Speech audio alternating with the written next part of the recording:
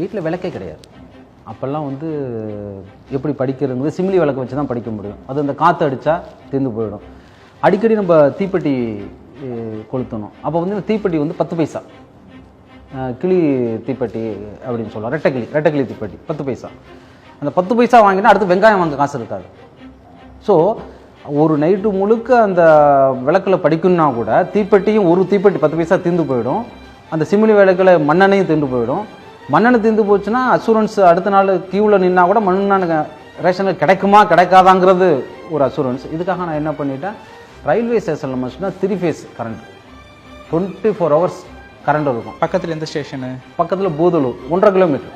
நாங்கள் இருக்க அந்த கிராமத்துலேருந்து இந்த பூதலூர் ரயில்வே ஸ்டேஷனுக்கு 1.5 கிலோமீட்டர். அதுக்காக நான் என்ன செஞ்சிடறேன், காலேஜ்னு வந்த பிறகு நான் ரயில்வே ஸ்டேஷனுக்கு போயிட்டு ஒரு பெட்ஷீட் எடுத்துகிட்டு போயிடுவேன். பெட்ஷீட் எடுத்துகிட்டு போயிட்டு அந்த ரயில்வே ஸ்டேஷன் மாஸ்டர் இருக்காங்க, அதுக்கு முன்னாடி அங்கே தான் வந்து நல்லா கொஞ்சம் செட்டாக இருக்கும், மற்றது ஓப்பனாக இருக்கும். நைட்டு எப்படியும் ஒரு 1 மணி வரையும் படிப்பேன். படிச்சுட்டு அங்கேயே நான் வந்து பெட்ஷீட்டை விரித்து படுத்துருவேன். ரயில்வே ஸ்டேஷன்லேயே கரெக்டாக அந்த இன்ஜின் வந்து என் பக்கத்தில் நிற்கிற அளவுக்கு அந்த இடத்த நான் சூஸ் பண்ணி படுப்பேன். ஏன்னா அங்கே வந்து நிற்கும்போது பயங்கர சவுண்டும் இருக்கும், பயங்கர ஹீட்டும் இருக்கும், ஒரு கம்ஃபர்ட் சவுண்ட் இருக்கா, தூங்க முடியாது, ஃபோர்ஸிபிளாக நம்ம எழுந்து தான் ஆகணும். ஸோ அதனால் அங்கேருந்து அந்த ஃபோர்ஸிபிள் வந்து எழுந்த பிறகு திரும்ப 1 ஹவர் படிச்சுட்டு எப்போ வந்து சூரிய ஒளி வரும்னு வந்த பிறகு வெளிச்சம் வந்த பிறகு திரும்ப வீட்டுக்கு போயிட்டு குளிச்சுட்டு திரும்ப வந்து 8 மணிக்கு ட்ரெயினை பிடிக்கும் திருச்சி போகிறதுக்கு. திரும்ப நான் வந்து ட்ரெயினை பிடிச்சி போயிட்டுருக்கோம். என்ன சொல்ல போனால் புக்ஸ் எல்லாம் ஒரு புக் கூட எனக்கு வாங்கினது ஞாபகமே இல்லை. காலேஜில் ஏன்னா காசு இல்லையே, சாப்பிட்றதுக்கே காசு இல்லைங்கும்போது எப்படி புக்கை வாங்குவீங்க? நீங்கள் நோட்டை கேட்டீங்க, நோட்டு இப்படி கவிதை எழுதி வாங்கி கொடுத்தோம், புக்கை யாரும் வாங்கி கொடுப்பாங்க?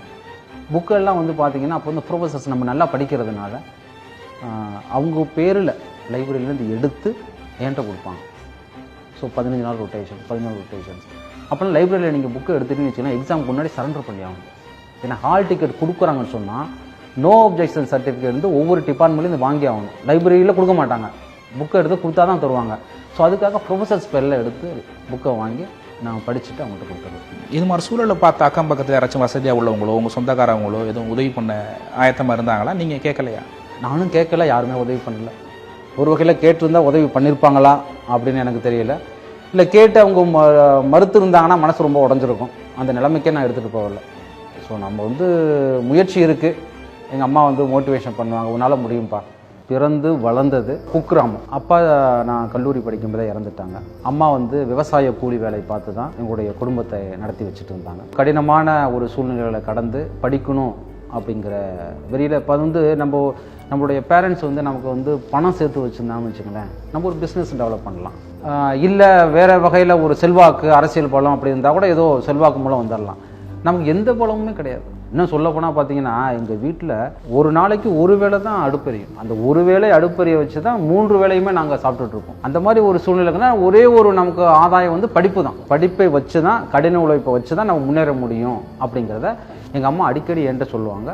நானும் உணர்ந்துக்கிட்டேன். அப்படி நினச்சி படித்ததுனால தான் இன்றைக்கி வந்து இந்த பதவியில் ரொம்ப அம்மாவும் ரொம்ப ஆதரவாக அப்போவே வந்து இதனுடைய கணவர் இப்படி இருந்திருக்காப்புல, பிள்ளைங்க வந்து படித்தா மட்டும்தான் அந்த குடும்ப சூழ்நிலையை மாற்ற முடியும் அப்படிங்கிறதுல, கல்வி முக்கியம் அப்படிங்கிறதுல ரொம்ப தெளிவாக இருந்திருக்காங்க பாருங்கள். ஆமாம், அதை வந்து எது தடைப்பட்டாலும் கல்வி தடைப்படக்கூடாது. நாங்கள் வந்து குடும்பத்தில் 5 பேர், 2 அக்கா 2 தம்பி. என்ன காரணம்? ஒரு வேளை தான் வீட்டில் அடுப்பு இருக்கு, விவசாய நிலம் கிடையாது. அப்போ வந்து வாழ்வாதாரம் வந்து கூலி வேலை பார்த்தா பண்ணி ஆகணும். அப்போ வந்து எங்கள் அம்மா வந்து ஒரு வயலில் போயிட்டு களை பறிக்கிறது, நாற்று நடுறது, கதிரை இருக்கிறது, எந்த வேலையை செஞ்சாலும் ஒரு நாளைக்கு 5 ரூபா தருவாங்க. அந்த 5 ரூபாயை வச்சு தான் அன்னைய பொழப்பு நடத்தணும். ஏன்னா அது அடுத்த நாளைக்கு வாங்குறது கூட காசு இருக்காது. அதனால் அந்த 5 ரூபாயை எடுத்துகிட்டு போயிட்டு உடனே அந்த ரேஷன் கடையில் அரிசி, மண்ணெண்ணெய், சுகர், அதுக்கப்புறம் காய்கறிகள், அதுக்கப்புறம் மளிகை ஜாமான், இதையெல்லாம் அந்த 5 ரூபாக்குள்ளே வாங்கி சமைச்சு சாப்பிட்டுட்டு அடுத்த நாளே வேலைக்கு போகணும். ஒரு நாளைக்கு வேலைக்கு போகலைன்னா எங்கள் வீட்டில் அடுப்பு எரியாத சூழ்நிலை. இதுக்கிடையில் கல்லூரியும் நான் படிச்சுக்கணும். இப்போ பார்த்தீங்கன்னா ஒரு நைட்டு மட்டும் தான் நாங்கள் சமைப்போம். சமைச்சிட்டு அன்னைக்கு மட்டும் தான் சூடாக சாப்பிட்றது. அதே சாப்பிட்டுட்டு அதில் வந்து தண்ணி ஊற்றி வச்சுருவோம். தண்ணி ஊற்றி வச்சுட்டு அடுத்த நாள் வந்து பழையதுன்னு சொல்லுவோம். பழைய சோறு, அந்த பழைய சாப்பாடு.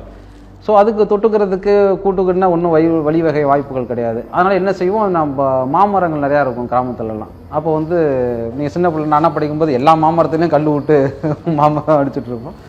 ஸோ கல் விட்டு மாங்காவை அதை எடுத்து பொறுக்கிட்டு வந்து அம்மாட்ட கொடுக்குறது. ஸோ அவங்க அரிஞ்சு இந்த உப்பை வச்சு அடமாங்காய் அப்படின்னு போட்டு வைப்பாங்க. ஸோ அதனால் வந்து தினந்தோறும் பார்த்திங்கன்னா அந்த காலையில் பழையதை வந்து அடமாங்காய் வச்சு சாப்பிட்டுக்கிட்டு அதே பழையதை தண்ணியை வடித்து ஒரு டிஃபன் பாக்ஸில் வச்சுட்டு காலேஜுக்கு எடுத்துகிட்டு போகிறது மதியான சாப்பாட்டுக்கு. அப்படி பழையதை எடுத்துகிட்டு போகும்போது பார்த்தீங்கன்னா அது நீர்த்து போயிடும், தண்ணி வந்துடும், சோதனை ஆகிடும். ஆமாம், சோதனை ஆகிடும், தண்ணி வெளியில் வந்துடும். அந்த புக்கை நனைச்சிடக்கூடாதுங்கிறதுக்காக ஒரு பாலித்தீன் பையை போட்டு நல்லா டைட் பண்ணி கட்டி எங்கள் அம்மா வைப்பாங்க. ஸோ அதனால் அந்த மாதிரி வாழ்க்கை தான் அப்படியே தொடங்கியது என்னுடைய வாழ்க்கை. ஒருவேளை அடுப்பு எரிஞ்சாதான் அப்படின்னா அன்னைக்கு வந்து அம்மா போகலை அப்படின்னா 5 பேர் வீட்டில் இருக்கீங்க, அவங்களுடைய நிலைமை வந்து மறுநாள் வந்து பட்னி தான் இருந்தாகணும், அது மாதிரி சூழ்நிலை இருந்திருக்குங்களா? நிறைய நாட்கள், அதாவது நிறைய நாட்கள் வந்து சம்டைம்ஸ் பார்த்தீங்கன்னா விருந்தாளி வந்துடுவாங்க. ஸோ நம்மளுடைய வறுமையை அவங்கள்ட்ட சொல்ல முடியாது இல்லையா. ஒரு விருந்தாளி வந்துட்டால் அவங்களுக்கு சாப்பாடு போட்டுட்டு எங்கள் அம்மா வந்து சாப்பிடாம அந்த வடித்த கஞ்சி இருக்கு இல்லையா, அந்த வடித்த கஞ்சியில் உப்பு போட்டு அவங்க குடிச்சிருவாங்க. ஒரு சில நேரம் வந்து பார்க்கும்போது பார்த்தீங்கன்னா ரேஷன் கடையில் க்யூவில் நிற்கும், கிடைக்காமலும் போயிடும். அதுக்காக வந்து அரிசியை கடனை வாங்குவோம் பக்கத்து வீட்டில். ஒரு படி அரிசி, அரைப்படி அரிசி, ஒரு படியோடு யாரும் கொடுக்கறது கிடையாது, காப்படி அரிசி அப்படி தான் கொடுப்பாங்க. கடனாக வாங்கி நாளைக்கு கொடுப்போம் அப்படின்னு சொல்லி இந்த காசை வச்சுருந்து அடுத்த நாள் வாங்கும்போது சேர்த்து வாங்கி அவங்களுக்கு கடனை ரிட்டர்ன் பண்ணிடுறது.